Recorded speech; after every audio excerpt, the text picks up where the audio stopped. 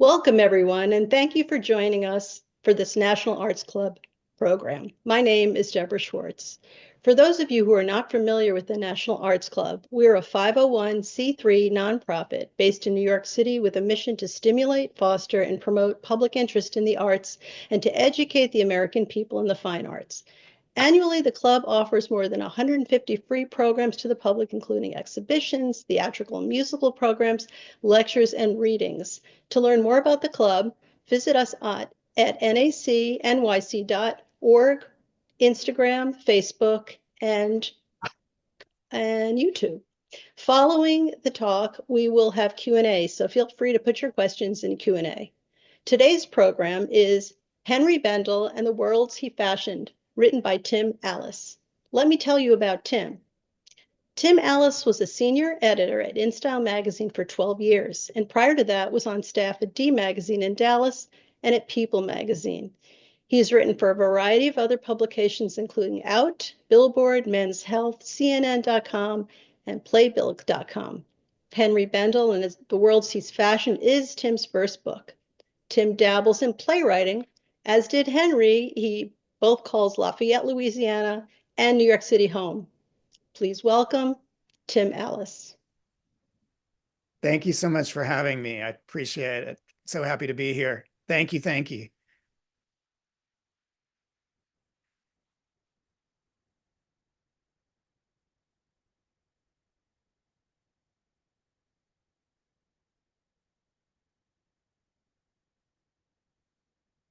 I'm not hearing. Oh, you can. I'm not hearing you, Deborah. You can share your screen now, Tim.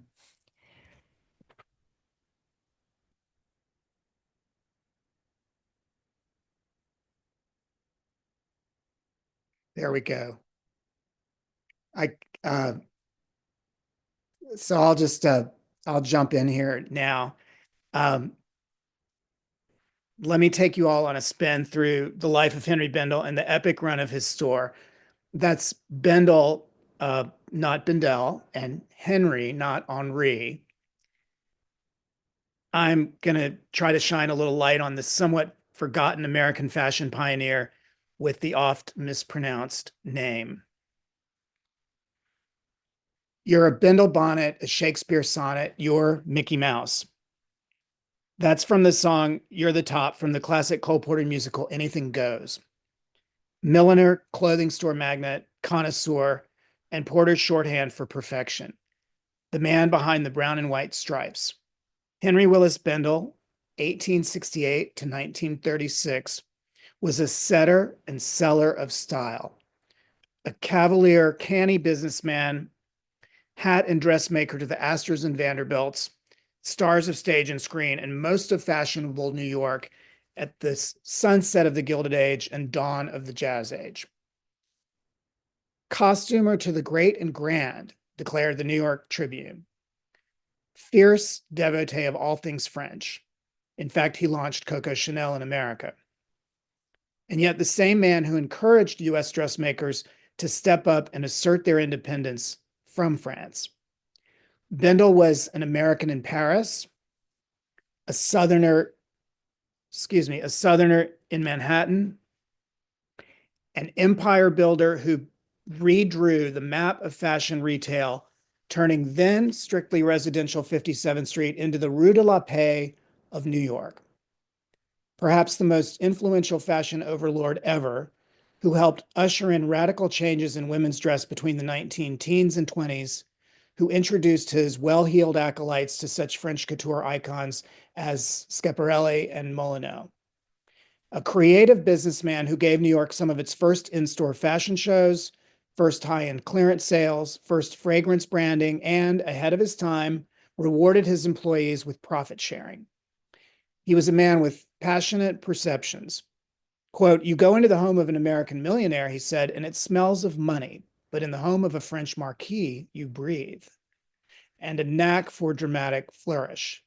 "I'd give it to my mother-in-law if I didn't like her, but it's no gown, no style, take it away." Many know about the now shuttered store, Henri Bendel. Few know much, if anything, about Henri Bendel, the man. Legendary in his heyday, roughly the early 1900s through the mid-30s, and celebrated in the pages of Harper's Bazaar, Vogue, and newspapers of the time, the genial dictator of American fashion, quote unquote, has receded into hazy history. No one up till now had written a book about it. Starts here. Bendel's unlikely rise began in Vermilionville, Louisiana, now known as Lafayette, Louisiana, which also happens to be where I grew up, in a subdivision on land that had once been his estate.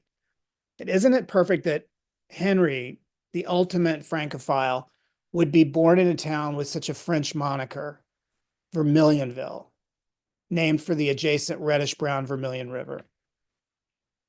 His merchant parents, William Bendel and Mary Plonsky, were Jewish immigrants from Austria and Prussia, respectively. And after his father's sudden death when he was 8 years old, Henry's mother, Mary, facing the prospect of raising 7 kids on her own, got remarried to a fellow Prussian immigrant and store employee named Benjamin Falk, 14 years her junior. The couple added one more child to the brood, Henry's half-sister Emma, and together they ran a dry goods outfit, a hardware store, a funeral parlor, and a small opera house above one of their stores. They even sold mules and horses. And they instilled in the gifted, creative Henry a commitment to hard work and a knack for commerce. Let me read a passage from my book. Early on, young Henry showed a strong artistic streak. Quote, as a child, he liked to play with things cut out of paper dolls, according to Elizabeth Dembo Montgomery, a family friend. She said he created them and dressed them up, and the children used to tease him because they thought he was so feminine. Unquote. His having been teased for playing with dolls, paper or otherwise, no doubt stung Henry, but not enough for him to suppress his impulses or arrest his creativity. Perhaps such childish cruelty predicated on stereotypes and taboos about masculine and feminine behavior thickened his skin and spurred him on in defiance. Quote, quiet, shy, sensitive, the little boy Henry nevertheless quickly revealed to his devoted parents that his talents were out of the ordinary, notes historian Francis Anderson. Quote, eager for the boy's cultural growth, they placed him in the local private school of Madame Columbus Easton when he was 7.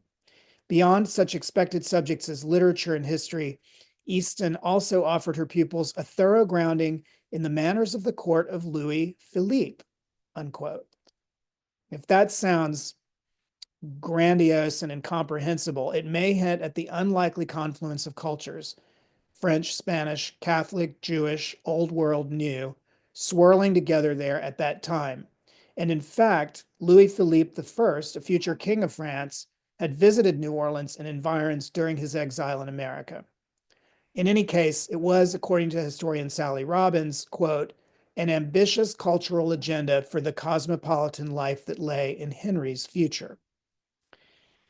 Anderson reports that Madame Easton's favorite pupil was also her most apt one, and at 12, young Henry was ready for college matriculation. In the fall of 1880, his mother and stepfather enrolled him in St. Charles College, a Jesuit boys' school in Grand Coteau, Louisiana, about 15 miles north of Vermilionville, which was in essence a very rigorous high school. His older brother, Sam, was already a student there, and later his younger brother, Isaac, would join him. Quote, Henry really spread his wings at college, writes Anderson. Here, under the ancient oaks of Grand Coteau, the sensitive youth responded well to planned tutelage, unquote. He had been bilingual since infancy. Now he was gaining exposure to German, Latin, Greek, and his enthusiasm for art and drama were encouraged by the Jesuits. He won academic prizes, sang in the choir, acted in plays, and owing to his flair for all things artful, he was invited by the priest to decorate the altar at Christmas, Easter, and other feast days. He also tended to the Jesuits' ecclesiastical vestments. According to Morris Crawford, a women's wear editor to whom Bendel later in his life shared stories of his upbringing, young Henry, quote, saw for the first time those fine fabrics which were to be of lifelong interest. That's the end of the book excerpt. At the age of 16, fortified with $1,500 from his mother, which obviously was quite a lot in those days, Henry set out from Vermilionville and first worked at a plantation store in Raceland, Louisiana, then spent a year or so in New Orleans, presumably working some kind of clerk job.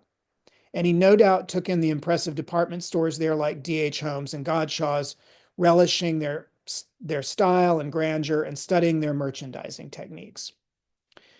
Next, he landed in the small port city of Morgan City, Louisiana, where he worked in and eventually took ownership of the Red Star dry goods store, and it was there that his fortunes changed in an instant. He met Blanche Lehman, a divorcee from New York City, when he was visiting her brother, whom Bendel worked with. They courted briefly and then wed in New York at the home of Blanche's mother with the intent to stay in New York, with Henry going to work with Blanche's other brothers in their millinery supplies and feathers business. But shortly after losing their only child in childbirth, Blanche died. Less than 12 months after she and Henry had married. Heartbroken but undaunted, Bendel stayed in the city and threw himself into the millinery wholesale trade. He briefly went to work for noted department store head Benjamin Altman. That job brought him to Paris as a buyer, where his Louisiana-acquired French lubricated his entree into the sacred salons of French couture. And here is the Rue de la Paix in Paris, where many of the dress houses had their ateliers, in honor of Paris Fashion Week this week, I think. Then Henry struck out on his own. He really didn't work for Altman for very long. We don't know exactly how long he was there, but, not a long stint, possibly as more of a freelance agent. He struck out on his own and he found success with a millinery shop on East 9th Street in Greenwich Village, where he won over a discerning clientele with inventive hats. In 1906, Bendel opened a luxurious multi-floor store at 520 Fifth Avenue near 44th Street, expanding his hat business to include dresses and accessories, and he imported fashion from Paris as well as copying, with permission, Parisian originals. He also practiced branding by creating house-line soaps and perfumes, even designing the Baccarat bottles. In short order, he was dubbed fashion advisor to the 400, as the elite New York families were known. He became an oft-quoted authority in papers and magazines, eventually penning a nationally syndicated style column. Here are a couple of his pearls of fashion wisdom. Quote, "It's always smarter to be informally dressed for formal occasion than to be formally dressed when everyone else is in afternoon or dinner attire. And naturally, when fabrics are so gorgeous, lines must not be intricate, but flowing and ample, like the lily, they need no gilding." In 1912, Bendel pioneered retail's migration uptown against the advice of naysayers, a store at 10 and 12 West 57th Street in what was then a strictly residential part of town, then watched with satisfaction as other merchants followed. Regally decorated in a French style and muted shades of gray and beige, the first 3 floors were devoted to display and sales and featured sweeping staircases and still novel elevators and antique furniture where milady might sit while a salesperson brought out dresses or hats to peruse. Models, back then called mannequins, would drift about the floors showing off dresses, which were then called models, just to confuse us modern researchers. It garnered the attention of not just the toniest New York women, but also showbiz figures and even royalty. Opera star and friend Geraldine Farrar had a private fitting room. The Prince of Wales warehoused a tuxedo there. And as maestro, or you might say micromanager, Henry was not above dressing a window, wrapping a package, or personally greeting customers. Ahead of his time, he would open satellite stores, first in Newport, Rhode Island, then in Palm Beach, Florida. This enhanced his sales, his brand, and not insignificantly his mystique. He also costumed plays, and musicals.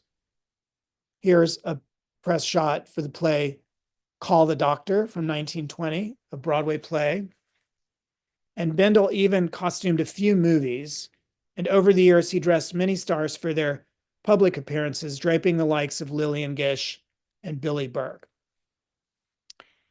But first and foremost, Bendel was selling haute couture as well as his adapted iterations of it. So here's a little taste.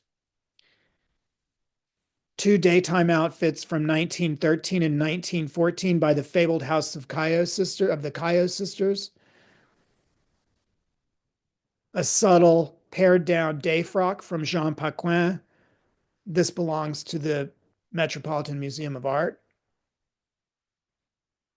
This is an Elsa Schiaparelli 1938 evening ensemble, also in the Met's collection. And here's a dramatic velvet hat, also belonging to the Met. Here are 3 sketches from the Brooklyn Sketch Collection, which is held by the Brooklyn Museum of Art. It's a vast trove of over 7,000 sketches of French couture dresses, mostly executed by the couturier's own sketch artist, but some perhaps done by Henry's sketchers. The 3 in this slide are, from left, a daytime outfit by Pierre Boulos from 1917, a tea dress by Lanvin, 1921, and a fantastic black dress and cape from Coco Chanel's 1920 collection, which you may not be able to see underneath the screen of me there, I'm not sure, but it's in the book. These are the sketches that Henry and his colleagues brought back each season, both to show to very select customers, but also used to copy and adapt other dresses for American tastes.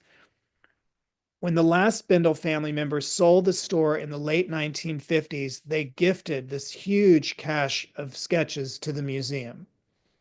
Even the museum's numbers about the scale of this collection they vary from between 7,000 and 9,000 sketches. It's an extraordinary resource right here in New York. This sexy jazz age number was a Bendel label original, currently in the collection of the Rhode Island School of Design. So there's a little fashion sampling from the earlier years. Bendel's business success can hardly be overstated. In 1906, he pulled in what today would be close to $5 million. Within 8 years, his volume had risen to the equivalent of a staggering $32 million a year. Again, the early 1900s. One of Henry's innovations was a semi-annual clearance sale, and the painting I chose for the book's cover, Spring Sale at Bendel's by Florine Stettheimer from 1921, which belongs to the Philadelphia Museum of Art, captures both the elegance and the chaos that such a sale engendered, a clearance sale, with women enthusiastically trying on dresses in a sort of orgy of shopping, with one woman nearly falling off the balustrade while trying to snag a scarf. Amid the mayhem, the figure at the bottom of the stairs, Henry, keeps a placid expression, no doubt inwardly counting the money. Stettheimer likely took her inspiration from newspaper accounts of Bendel's clearance sales that required cops outside to handle the traffic jams and dozens of extra salespeople brought in to accommodate huge throngs. But this speaks to something else. In offering clearance sales and in selling such accessories as hats, gloves, perfume, soap, etc., Bendel was offering price-friendly acquisitions to women who weren't in the top tier of the moneyed classes. He was, in his upscale way, part of a movement towards democratization in fashion, a breaking down of the old order that was happening in all facets of American life at that time. Now, Bendel's prosperity allowed him to indulge other aesthetic passions beyond fashion, from architecture, collecting antiques and religious art, and gardening. On Long Island's Gold Coast at Kings Point, he commissioned Henry Otis Chapman, who had designed his 57th Street building, to create a Gatsby-worthy mansion fronting Long Island Sound. Here is the rear of the house. And voila, a picture of what a looker, Henry himself, what one family member referred to as the bathing beauty shot. That's Henry with two of his sisters and his niece. And this is an extraordinary house that is still standing. You can tour the outside. Going in is not as easy, but in 1923, he sold the property to auto magnate Walter Chrysler, and today it's the main administrative building of the U.S. Merchant Marine Academy. And you can go on the property. Again, it would probably have to be a special invited tour to go inside. And that was not his last big house. In the late 20s, Bendel built another domestic masterpiece, Laurel Lake Lodge, modeled on two specific Tudor houses in England. It was a repository for rare Gothic and Renaissance tapestries, antique furniture, and acres of sterling silver and fine china acquired by Henry on excursions to London and the continent. Here's a peek inside. The living room, lots of fabric, lots of embroidery, and a lot of tapestries. Entry hall and the dining room. Here's a tapestry that hung there that's now in the collection of the Museum of Fine Arts in Boston. Here's the music hall, which featured a massive ST pipe organ, pipe organs being kind of a thing for the very wealthy to have in their homes back in that age. And the beautiful veranda with the wonderful Gothic arches. And Henry peppered the grounds with much European statuary. These marble horses are part of a large fountain that was hauled over from Italy and reassembled piece by piece in Connecticut. And here's Henry reading a magazine in the sunroom. Today, the house is the main building of the Stanford Museum and Nature Center, and some of Henry's statuary can still be seen there. If you're in the Connecticut area, I highly recommend a visit to the Stanford Museum. It's marvelous, and you really do, architecturally and through the statuary, you really do get a great sense of his last country home. Now, despite that early cut short marriage to Blanche Lehman that I was talking about earlier, Bendel went on to share his life and work with two male companions, sometimes simultaneously. John Denison Blish, seen here on the left with Bendel's sister Lena on a trip to Italy, was a former buyer from Altman's who was 13 years Henry's senior. And Abraham Beekman Bastedo on the right was an Episcopal organist of note who was 10 years younger than Bendel and who became his 3 decades-long companion and to whom he would ultimately leave a sizable fortune. Command of the company and use of the mansion in Connecticut. Bastedo and Bendel share a mausoleum in Kensico Cemetery in Valhalla, New York. Bastedo may have been the catalyst for Henry's conversion to Christianity, although the seeds were planted at the Jesuit school he attended as a boy in deeply Catholic South Louisiana. For years, John Blish and Abraham Bastedo lived, worked, and traveled with Henry openly but discreetly as a less prying time allowed. Henry's largely unrevealed homosexuality was a big incentive for me to do the book, to liberate him in a sense, and to try to imagine, to let readers imagine what navigating the closet involved back then. Not that it was so easy in my lifetime. Being exposed would have cost Henry not only his career, but possibly his freedom. He could be jailed or even his life. Exploring the shadowy part of Bendel's story, of which the record is understandably hazy, is an opportunity to consider how far we've come, gays and lesbians, society as a whole, though given disturbing trends regarding equality of all sorts, maybe also how easily we could backslide and sink. But however conflicted or pained Bendel may or may not have been, and there's no evidence of torment, Without a doubt, his companions, his lovers, were his private anchor, his family. Bendel's blood family was also in the mix. Two nephews moved to New York and became part of the business, and when his half-sister Emma's husband died prematurely, he invited her to move in with him along with her two young children, Benjamin and Flory Levy, whom he took custody of. The boy, Benji, he renamed Henri Bendel II. On the left are Little Henry, as he was called his entire life, and Flory at Kings Point on Long Island. And on the right, a not so little Henry with two unidentified guests at Laurel Lake Lodge in Connecticut. In the mid-1920s, Bendel acquired a former plantation property just on the outskirts of Lafayette. Vermilionville had been renamed Lafayette at this point, and built a charming Spanish-style home there that he dubbed the Camellia Lodge. This house, which when I was growing up still sat at the entrance of our neighborhood, was where Henry would stay when he made his trips home to visit family, which he did at least once a year, usually in the winter. He landscaped its nearly 200 acres with live oaks, magnolia trees, and thousands of azalea and camellia bushes. He aimed to eventually build a much larger manor house there on the Vermilion River where he could retire. Sadly, Bendel did not live to see this dream realized. He died of a heart attack in his Park Avenue apartment in March of 1936. He was 68 years old.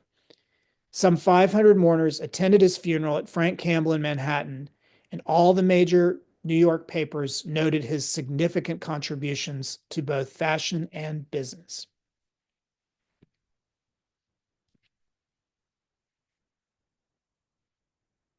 Primary heirs included his nephew Henri Bendel II and his companion Abraham Bastedo, both of whom continued to run the store along with Henry's nephew Leon Schmulin, who eventually became the front man, working there until the 1950s. Mr. Bastedo, the younger of his boyfriends, if you will, was willed the use of Laurel Lake Lodge for life, and he died in the early 1950s. In Bendel's time, an epic style liberation occurred, which he, paradoxically classic and conservative, yet ever attuned to the new, had a gloved hand in. He was a crucial link in the transition from bustles to flappers and between Europe and America, and fittingly, France bestowed its Legion of Honor upon him. He exemplified raw American ambition and business savvy, but also old world refinement and down-home Southern charm. Now, Bendel's main legacy, of course, was his store, which continued to thrive, though at times with financial headwinds, for many decades. Here are some editorial and advertising images from the 1930s and 40s that I thought were particularly stylish and fun. Note that the two photographs on the left and center are both by George Platt Lynes. Then we fast forward a bit. Henry's devotion to innovation eventually found its match in the person of Geraldine Stutz, president of the store from 1957 to 1986. A young and vibrant up-and-comer at I. Miller Shoes when she was picked by the head of Genesco, the fashion conglomerate that had acquired Bendel's, Jerry, as she was called, led with what a former colleague told me was a whim of iron, and put her theatrical stamp, she'd once wanted to be an actress, on everything, most famously pioneering Bendel's industry-changing street of shops, a series of distinct micro-boutiques on the first floor laid out in the manner of a Casbah marketplace and specific to such things as hosiery, accessories, perfume, and even housewares. That's commonplace now. Think of Bloomingdale's. It was novel when she did it. Under Stutz, Bendel's introduced America to such key European and British designers as Sonia Rykiel and Jean Weir, and gave critical early boosts to American stars Ralph Lauren and Perry Ellis, as well as to Stephen Burrows, one of the first Black American breakout designers. I love that Stephen Burrows shot. After Mr. Leslie Wexner of the Limited acquired Bendel's in 1985, the store went through many transformations. He moved the flagship to a new space on Fifth Avenue in 1990. Here he is at the grand opening with Brooke Astor and Jackie Onassis, and he tried different merchandising approaches in broadening its demographic and its offerings, even expanding to other cities, including Chicago. At times in the 90s, the store again leaned into cutting-edge fashion, but by the early 2000s, enduring heavy financial setbacks, Bendel's ditched dresses and bridal wear altogether to sell only accessories, and in its final few years, what might charitably be described as bling in diminutive mall stores across the country, as well as in the Fifth Avenue flagship. Henri probably would not have understood Bendel's final Bendel Girl and Gossip Girl years, nor approved of them.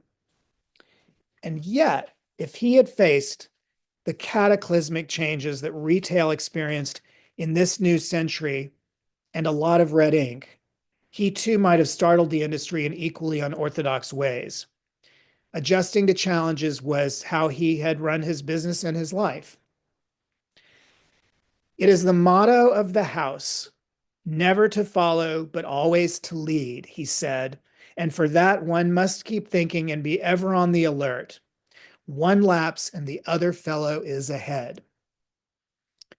But confident and competitive as he was, Bendel also possessed humility and was quick to share credit, a quality we may feel nostalgic for in this age of self-aggrandizement. Quote, "It is with collaboration of the people I have surrounded myself by, and by years of perseverance and experience, that I have achieved my success," Henri told a newspaper reporter. "Without them, I have not accomplished the things I have." And that's the thing he accomplished. And that concludes my presentation, and I hope to take some questions. Tim, that was fantastic. It was fascinating. I personally have some very vivid memories of shopping at Bendel's and the brown and white stripes. I have a bunch of questions, some of my own and many from the audience. And let me just start with a question of what inspired you to write specifically about Henri, especially aside from the fact that you, and I want to hear about your experience growing up right there on his property, and but also since this was your first book, what inspired you to write it? Well, the short answer is when I figured out, gosh, no one's ever done a book about this guy. He deserves one. The longer story is that I had no knowledge of him as a kid growing up in a subdivision that was called Bendel Gardens, adjacent to Bendel Road. And it probably was in my 20s, probably once I'd moved to New York in my mid-20s, when somehow I learned, oh, Bendel's, the store is Bendel Gardens, our subdivision. My parents were still alive and living in the neighborhood at that point. Which I guess I filed away under, well, that's really neat, but I didn't think too much about it. And then years and years beyond that, a friend had seen a portrait of Henri at the Lafayette History Museum and said, somebody ought to do a book about him. And I thought, well, yeah, maybe I could do that. And famous last words. It really took a long time. And part of why it took a long time was I put the project down many times because I was concerned that there wasn't going to be enough material, that I couldn't get to the root of him. And I think that's because his tracks were fairly well covered. There had been no book about him. There'd been no national magazine article about him. There were some family histories and some academic papers and some newspaper articles down in Louisiana that would pop up from time to time. But he didn't write he did not write his own memoir. There were no diaries that I found. And even though I met a ton of family members, descendants of his brothers and sisters and his own adopted, the children of his own adopted kids, we're talking 3, 4, 5 generations down, and no one, not a one, had a letter, a private letter that Henry had written. So I had his public voice. He was quoted in the press all the time. And then of course he wrote his own column, a syndicated column for something like 12 or 15 years at least. And so I began to get a sense of him from that, but I worried that I couldn't nail that most intimate. But through some recollections of family members and a niece who wrote a book where she showed you a little bit of Henry at home behind the scenes, I finally came to feel, well, there's enough if you just put the whole story together with the fashion story, the story of the store, and what we have on Henry's biography. It's quite a lot. And of course, I'm covering a ridiculous amount of time from the mid 1800s until the store goes out of business in 2019, which may have been overreach, but so many people, just to your point about having been to Bendel's and been enthusiastic about Bendel's, I'm finding that so many women have this great affection for the store, but they also can report that their grandmother had great affection for the store. And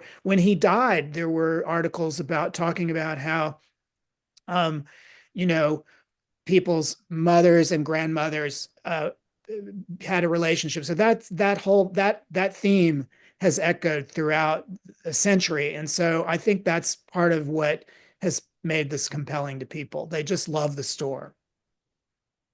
Well, understandably. I mean, and Henry was an incredibly accomplished merchant, if you want to call it, an He was a artist. merchant. Yeah.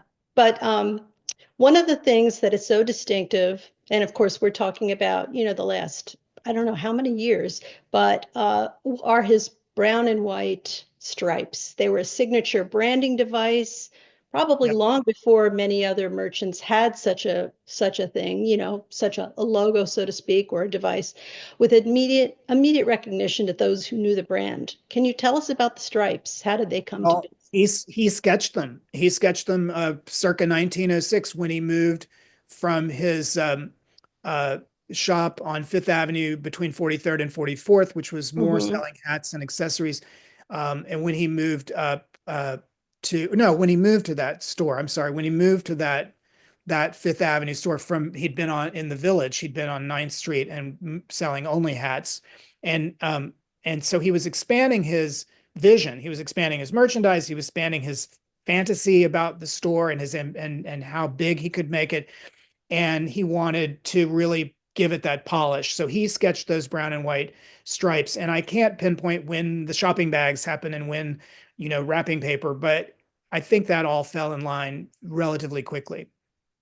Well, it's interesting because my background is graphic design, so it's very appealing to me to see that stayed consistent. And yet it was interesting because in the book to see the one page with all the various logos, Yes. signatures and logos Yeah. from his initial, Yeah. branding, his initial logo through the one that we're all aware of and familiar with today. Yeah. I was surprised by that too, by how many iterations of that. And, sometimes it probably tracks just graphic design trends of the era, Art Deco and so forth. I think there was a period where it was trying to kind of either copy or look as if it were Henry's signature, which a few of them sort of approximated the real signature, but not so much. But somehow the name and the color scheme for 123 years, made people Incredible. know what they were looking at. I have a few questions that I'd love to address beyond my own questions. Can you tell us anything about those fabulous Lalique windows? I can just say a little about that, which is that building, there were two buildings that basically were merged. The 1990 move in when the store went into its last location on Fifth Avenue, um, uh, down Fifth, around 50, between 56th and 57th. And that had been the Coty building, and René Lalique, the French glass crystal artist, had designed those for the Coty building, which was perfumes back in the early part of the 20th century. And they had become sort of covered up and very sooty and dirty, and they're hardly visible. And so part of what happened with the new building was they basically, if you go in or you go step back across the street, you can still see there's basically a skyscraper, but they kept the facades of the two buildings and sort of merged all that. And the deal was that they would to protect, they got sort of special dispensation and protected the windows, and it became a cause célèbre. And Mrs. Onassis with the Historical Preservation Society, was kind of she was instrumental in that too. So then they just became these glistening, beautiful things that you would see up on the I don't know if it was third, fourth, and fifth floors on that sort of mezzanine, and that became kind of the calling card of the store in that last iteration. A question regarding the musicals and plays that he costumed. Can you tell us anything about that? Yeah, well, my thing is I love the theater, and so that was part of his story that got my attention and that I was eager to delve into. He, between I'm gonna say 1913 and probably throughout most of his life, he died in 1936, but especially in the teens and the 20s, he was costuming a lot of Broadway shows. Now, did that mean he was sketching a dress for a character? Not really. First of all, Broadway was so different back then. It was more these, well, you had drawing room dramas and comedies like you do now, but you also had these spectacles. The musicals weren't the kind of musical we have now, but they needed a lot. They had a lot of showgirls and they needed a lot of costumes, or they would have, in a drama, they would have the leading ladies that needed to really look like wearing the fashion of the day. In theater, at that point, there's nothing new under the sun. It was a way for the actresses to kind of brand themselves by wearing wonderful fashion, and it was a fashion preview, so that the ladies in the audience were not just going to the theater for the drama or the spectacle, they were going to see the newest fashions. So in terms of costuming, it may have been in some cases that the producer or from the show might go over to Bendel's and pull a few dresses, or maybe Bendel would have the actress come in and try on. So, and I'm sure things were customized for the actresses, but in some cases it may have been a little bit of pulling something off the rack. And, but he did, we have evidence of, I'd say at least 30, if not more, shows, and then of just a very few movies. But it was, there's not a lot of record that I found about Bendel's attending the theater, but I know he was good friends with David Belasco, the great producer. So I have to imagine he loved the theater and went to the theater frequently. So it was absolutely a big part of his career. That's so interesting. I think that doesn't really happen in the theater anymore. I think clothing has, and at least in my experience, seems to be downplayed. It's not about what they're wearing unless it's like something retro. Henri Bendel famously championed emerging designers. Do you think there's a similar platform in retail today?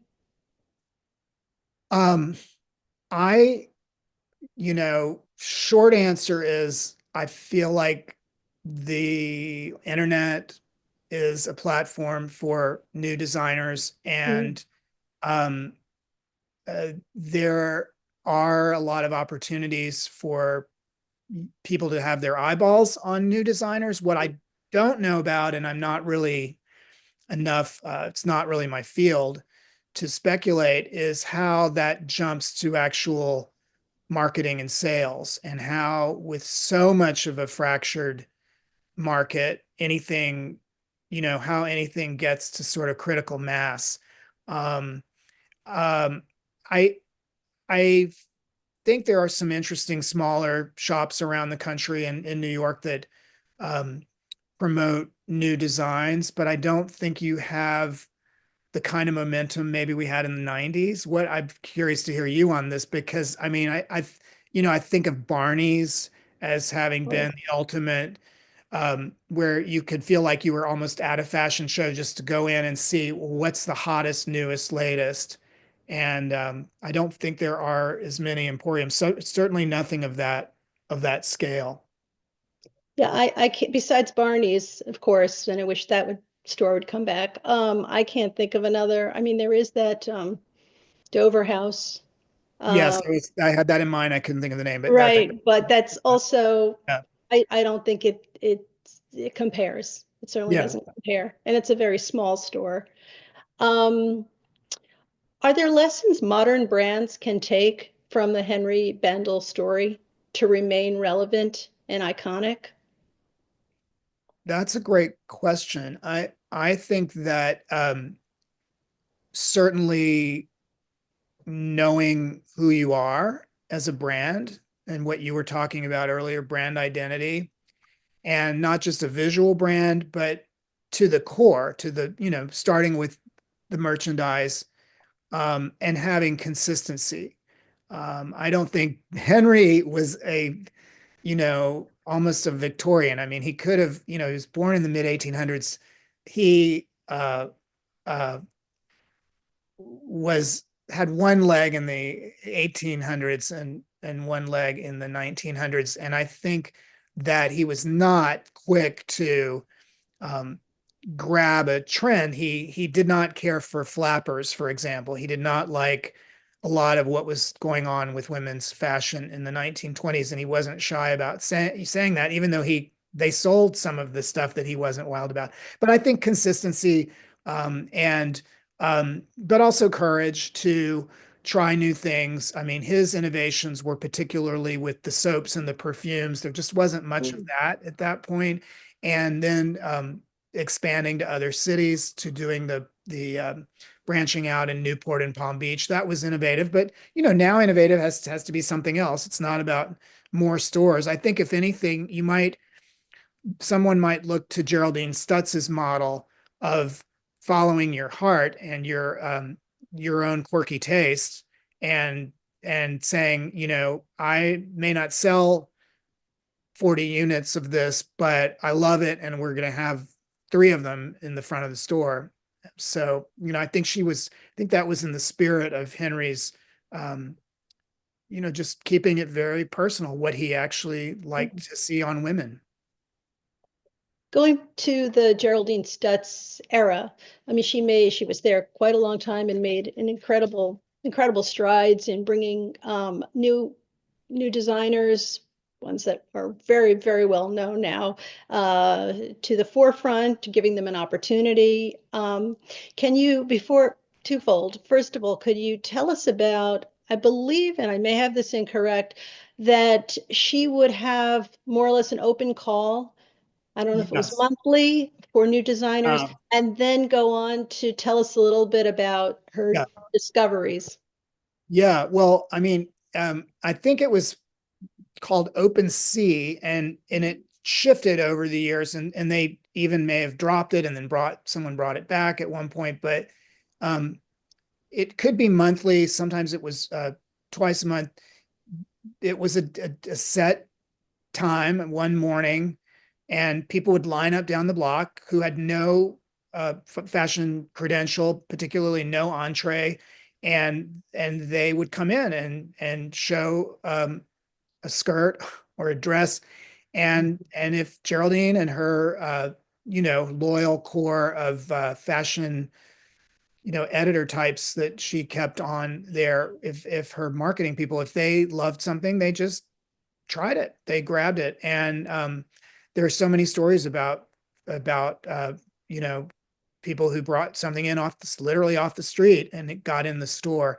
Obviously, this wasn't the thrust of the collection of what was in the store, but it was a sampling, and moreover, it just speaks to her quest for something new, what's scanning the horizon. This was also born of necessity, because it was very hard for them to compete with Saks Fifth Avenue and Bergdorf Goodman.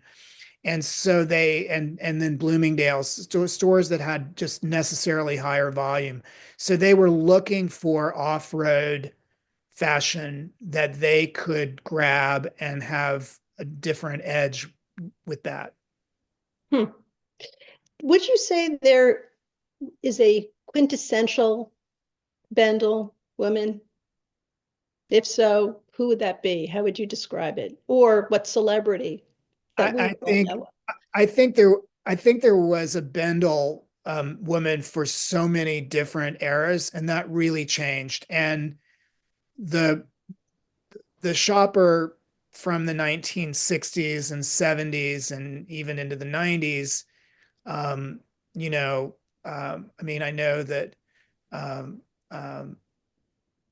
Gloria Steinem went in there for shoes, and Cher, and lots of celebrities loved the shoe department.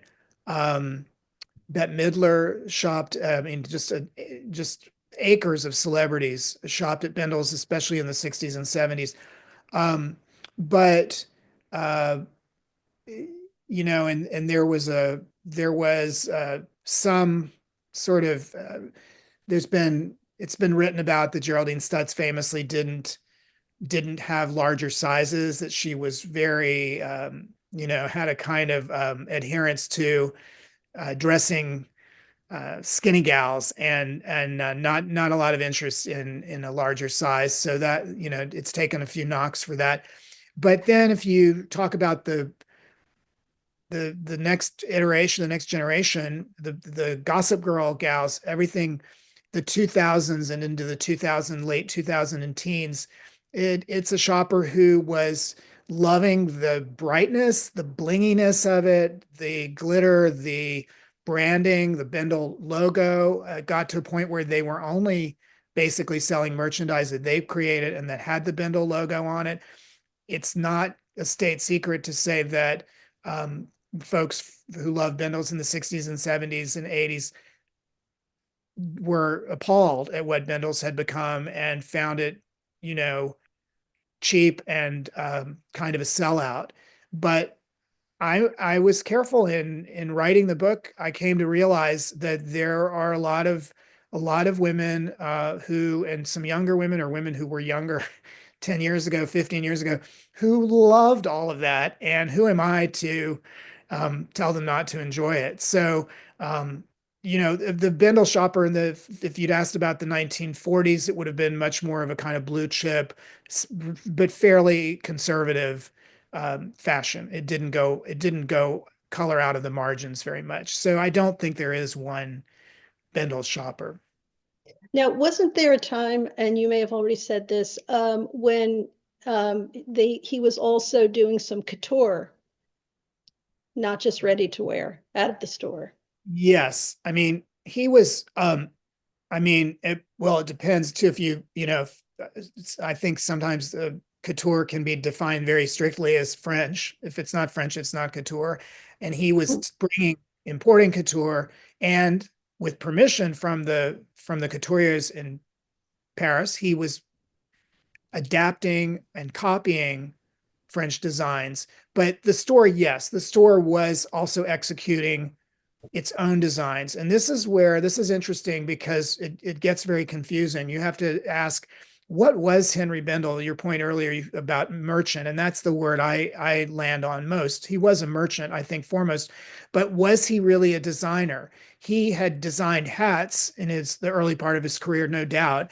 And I believe he sketched some dresses and may have been involved in the sewing and adapting of dresses, but he had a team of seamstresses and designers and sketchers on staff So he may sometimes have had an idea for a dress or something that he saw that he wanted adapted or done in another colorway.